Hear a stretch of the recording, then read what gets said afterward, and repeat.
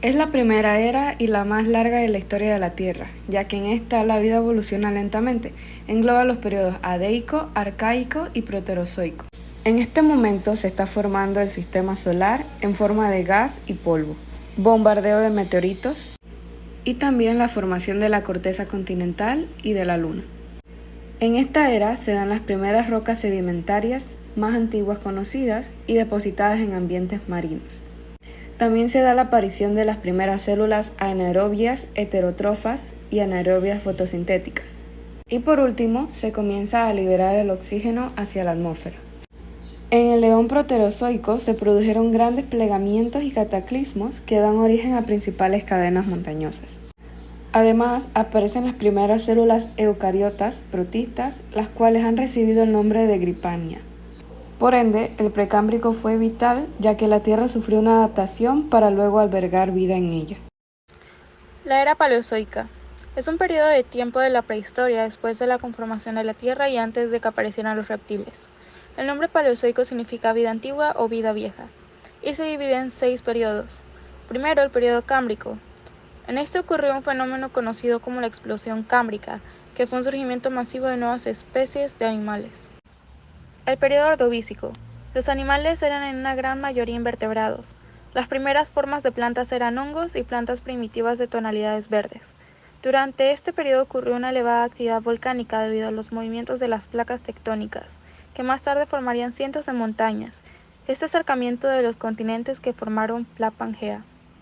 Periodo siluriano. La Tierra alcanzó niveles estables de oxígeno y las plantas pudieron tener un desarrollo de adaptación mayor. Aunque no tenían tallos ni hojas ni raíces, las plantas tenían un sistema primitivo de circulación. Periodo devónico. Aparecieron los primeros insectos que todavía no estaban dotados de alas y no podían volar. Algunos peces tenían la capacidad de respirar en el aire, lo que les permitía arrastrarse cuando el agua se secaba y desplazarse a nuevas zonas del planeta. Las plantas desarrollaron raíces y hojas, pero aún no tenían flores ni semillas, así que se reproducían por esporas. Periodo carbonífero. Durante este periodo ocurrió una gran proliferación de insectos, sobre todo de insectos alados como los escarabajos y las moscas. Aparecieron los primeros reptiles. Las plantas aumentaron significativamente su tamaño, formando los primeros árboles, debido a los niveles elevados de oxígeno. Periodo pérmico. Este periodo fue un momento de cambios. Por una parte desapareció casi el 90% de la vida marina. También aparecieron 2 tipos de reptiles, completamente terrestres y semiacuáticos. La era mesozoica se conoce como la edad de los reptiles, por ser el grupo de vertebrados dominante en la tierra y los mares. Este se divide en 3 periodos. El primero es el periodo Triásico, en el cual aparecieron sobre la Tierra los primeros dinosaurios, generalmente bípedos y carnívoros, así como los primeros mamíferos. El segundo fue el periodo Jurásico. Este fue el periodo en el que proliferaron y reinaron los dinosaurios. Además, se inició la fractura del supercontinente de Pangea. Los grandes reptiles proliferaron y se diversificaron.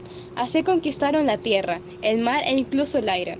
Algunos de los dinosaurios más voluminosos descubiertos son de este periodo de clima caliente y húmedo. El siguiente periodo es el Cretácico. Este es un periodo particularmente extenso, en el cual los dinosaurios alcanzaron las formas más complejas de su historia evolutiva. Aparecieron las primeras aves y se diversificaron los mamíferos, que desde el Triásico jugaban un papel poco importante. Terminó con la caída de un meteorito en la península de Yucatán. El evento ocasionó la extinción de los dinosaurios y de muchas otras especies. Y por último tenemos el Cenozoico, que empieza con el Paleógeno, que a falta de dinosaurios se desarrollan algunos mamíferos. Comenzaron siendo muy pequeños y fueron tomando formas similares a las actuales. Luego tenemos el Neógeno, cuando el mundo comenzó a parecerse al actual, las capas de hielo de la Antártida crecieron y la formación del Istmo de Panamá hace unos 3.5 millones de años. Además que se formaron los primeros pastizales y bosques de kelp y homínidos tempranos. Finalmente, en el Cuaternario, donde la única especie humana que ha vivido en esta época ha sido el Homo sapiens, empezaron a organizarse en grupos sociales. Paulatinamente, los seres humanos empezaron a alternar la caza y la pesca con la agricultura y la ganadería, lo que provocó el asentamiento en lugares estables y el abandono de la vida nómada. La primera extinción masiva se dio entre el Ordovícico y el Silúrico. Esta se dio por movimientos geológicos internos que produjeron derretimientos de glaciares con la consecuente subida del nivel de los océanos. La segunda extinción masiva se dio en el periodo devónico. Esta fue causada por grandes glaciaciones que redujeron las temperaturas y el nivel del mar. Desde luego, las especies que vivían en aguas cálidas fueron las más afectadas, aproximadamente un 70%. Todavía se desconocen las razones, pero una teoría sugiere que pudo haberse tratado de un meteorito. La tercera extinción se dio entre el periodo Pérmico y Triásico, en el cual desapareció un 95% de las especies. Existen dos teorías para explicar lo que ocurrió. La primera menciona el impacto de un asteroide contra el planeta y la segunda una erupción volcánica que afectó los niveles de oxígeno de la atmósfera. Entre los periodos Triásico y Jurásico, hace aproximadamente 210 millones de años, se produce una cuarta gran extinción masiva. Ante la falta de evidencia de fenómenos catastróficos en la época, se cree que la causa debió ser volcánica. La quinta extinción masiva, que tuvo lugar entre los periodos Cretácico y Terciario, hace 65 millones de años atrás, es la más famosa de todas porque en esta desaparecieron los dinosaurios.